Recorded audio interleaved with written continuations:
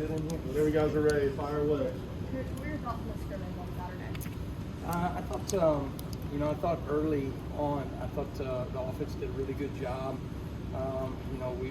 We've challenged our guys to be able to respond early in games. That's hard for a defense because when you think about it, an offense is working all week long, right? They've got a game plan. They've got, whatever they want to call it. Usually people call it their openers or their starters, right? And so they've got, their first 8 to 10 plays of the game that they really feel good about and honed in on. The challenge for a defense, but also an opportunity, is if we can limit them in the first drive of the game, right, it creates a little bit of doubt in their mind, the things that they've been working all week long. But I thought our offense did a really good job in that. I thought our defense responded immediately after. Thought our tackling was just okay. We're running to the ball probably as good as I've seen since we've been here. But I think overall, from a tackling standpoint, those are things that you got to get better at from scrimmage going to scrimmage too. Younger defensive backs, and specifically corners, in your defense, do you find your defense is something they can pick up pretty quick, or does it take a few years? Like, how do you kind of assess, whether it be here or other places you've been, pick that up? I think we're really intentional about having a short-term development plan to get young players on the field. We've always done that.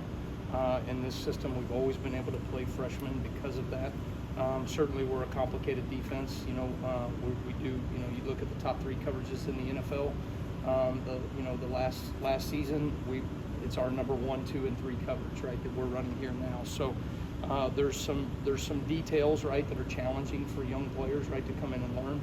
But we feel like we have created a system that is simple enough for a young man to learn, and then detailed enough really for the nuances as you go, right? There are certain things that maybe an older corner may understand, but it's more about offensive recognition or recognizing a split or a concept that we really spend most of our time on offensive recognition. So the way we install the defense is, we teach them the concept of what we do, never just the role, right? Never just here's what the field corner has or here's what the Mike backer has. Then we talk about situational application. How's it applied to third down, red zone, 2 minute when they need a field goal versus 2 minute when they need a touchdown, right? Totally different scenarios, and the concepts are applied differently.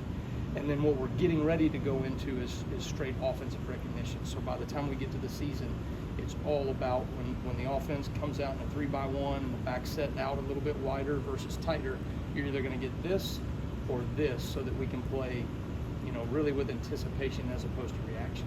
Defense is inherently reactionary, so we're trying to play with anticipation. What makes LT Overton such a dangerous pass rushing offense? Well, LT has a great skill set. You can tell he's honed in his pass rush ability. He's got really good complementary answers to his fastball. He's a great speed to power rusher.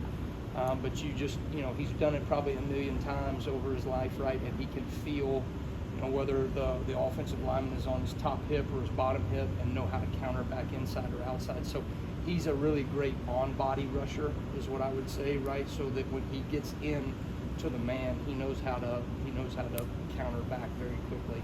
And he's 280 pounds, right? So, and can move his feet. So those things are really challenging for an offensive lineman to deal with. Do you think he's perfectly built for your bandit position? And when you got here, that's something you saw. It's just wow, this guy's. I think him and Zebo Latham are really the frame, right? That's the ideal. That person has to play a 4-eye. They have to play a 5 technique. They got to play a 9 technique, right? Occasionally, right, they'll fall back inside on the run fit. Some of those things, right? They can do a lot of different things. But I'm impressed with their athleticism. I mean, those guys, they can really move. They do a good job to be that big. So yeah, I would say from a prototype bandit position in the field defensive end, that makes things really challenging to establish runs to the field when you have a 280-pound ass kicker over there. How did the technology piece of things go during the scrimmage, and with the headset communication? Do you see that as a benefit to the offense and the defense? That's a great question. I think time will tell. We're different. The NFL, right? They have pictures, so they have a picture. 4 seconds before the snap, 4 seconds after the snap, right? In high school, they've got big home screen entertainment systems, right? That they work on, right? And so then we have the iPads, right? And all those things. I think What it will do is it will confirm, right, from a defensive perspective, hey, did the ball hit in the B gap here? Did it fold outside, our defensive end, or did it go inside here? What route concept did they run? Okay, this was a number 2 receiver on an over route, right? Those are the things that you can just confirm immediately and get corrected. So in that regard, right, you never have those moments where you go, hey, on Saturday night after watching the game, right, that, oh, that's what they were doing. Good coaches, right, you try to minimize that, right? You try to be a human iPad, right, so that you can see things in real time and make adjustments, and we've taken great pride in doing that. So, I wonder if it will be an equalizer to coaches that can't see in real time quite as well. But at the same time, right, it's certainly going to be something that we're going to utilize as best we can. Earlier on in camp, you mentioned how impressed you were with Jalen Bogway and his confidence throughout those drills. Did you see that same level of confidence for an incoming freshman on the scrimmages over the weekend? Yeah, I think what I've been impressed with from Bach is that a guy that has played another position, pretty much all of high school, the growth that he's made to learn the details of the position very quickly. So he made strides in the springtime, but I thought he took his game to another level through the summer, and what he's shown in fall camp to where we feel like, he's going to have a role for us in this season, and had a great day out there today. I mean, he's just really starting to hone in and play with anticipation, as opposed to, hey, I just got to get my footwork right and all that. He's starting to, recognize and anticipate. It's good to see. He's been a leader, Coach, but what have you seen from Tim Keenan in terms of pressure from the pocket, also from the interior? When I first got here, that was one as well. I think Tim has taken to that really well. You can tell that he is maximizing value for himself from a pass rush standpoint. He's mindful of it. We try to give run-pass indicators, right, for our players, and then let them call out those run-pass indicators. So I may have called a run-stopping call, right, that can transition into a pass-down rush defense, right? And so they're doing a really good job with some of those communications as well. But Tim's a leader. He does everything right, and he's starting to get rewarded in terms of his production. So exciting to see how that translates to the field. How's the communication going with Deontay Lawson? Yeah, great question.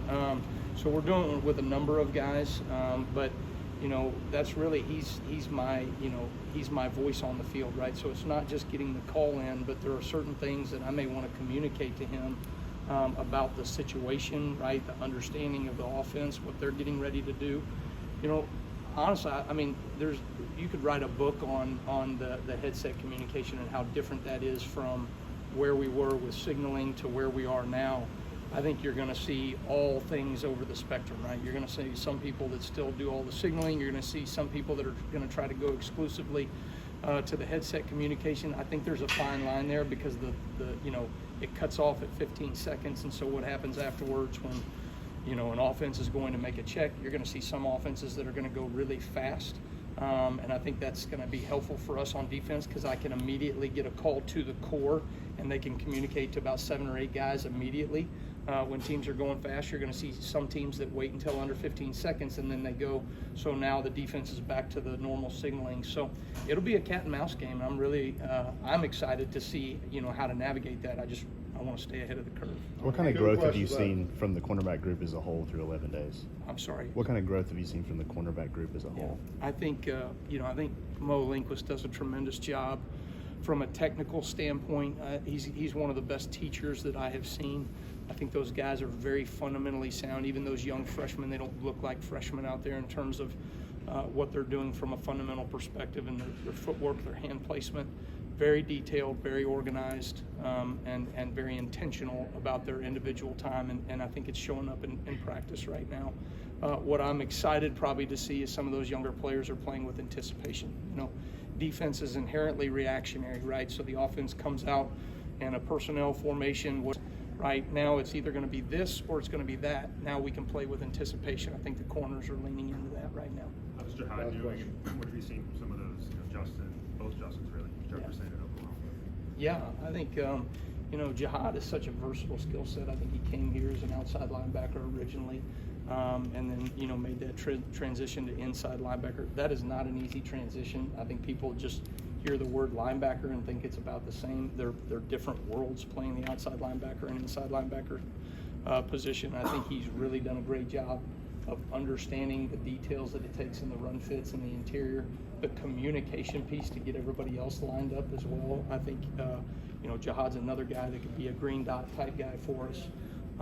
And so, you know, what I've been impressed with some of those younger backers is they're, you know, they see a standard of Jihad Campbell and Deontay Lawson, and I think Justin Jefferson is really playing at that same level. And so those guys are really pushing every single day. But it's a hard road as a freshman linebacker for us right now. We put a lot on those guys and demand a lot of them. So, you know, it's back and forth every day.